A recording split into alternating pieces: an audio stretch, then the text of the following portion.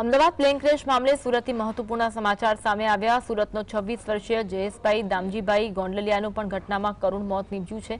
જયેશભાઈ સુરતમાં તેના ભાઈ જલ્પેશ સાથે 7 વર્ષથી સ્ટુડન્ટ વિઝાની પોદાર આર્કેડમાં ઓફિસ ચલાવતા હતા। તે સાથે લંડનમાં રહેતા સ્થાનિક વ્યક્તિ સાથે ભાગીદારીમાં વ્યવસાયને લઈને ઓફિસ પણ હતી। જયેશભાઈ અમદાવાદથી લંડન જતી ફ્લાઇટમાં 54 નંબરની સીટ પર બેસી કામ અર્થે લંડન જવા રવાના થયા હતા। જોકે એર ઇન્ડિયા પ્લેન ક્રેશ દુર્ઘટનામાં જયેશભાઈનું પણ આ ઘટનામાં કરુણ મોત નીપજ્યું હતું।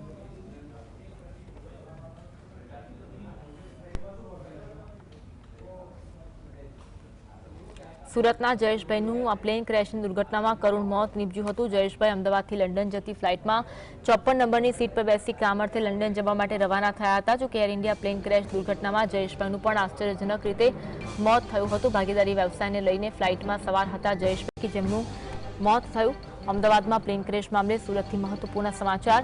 સુરતનો 26 વર્ષીય જયેશભાઈ દામજીભાઈ ગોંડલિયાનું પણ ઘટનામાં કરુણ મોત નીપજ્યું હતું। જયેશભાઈ સુરતમાં તેના ભાઈ જલ્પેશ સાથે 7 વર્ષથી સ્ટુડન્ટ વિઝાની પોદાર આર્કેડમાં ઓફિસ ચલાવતા હતા।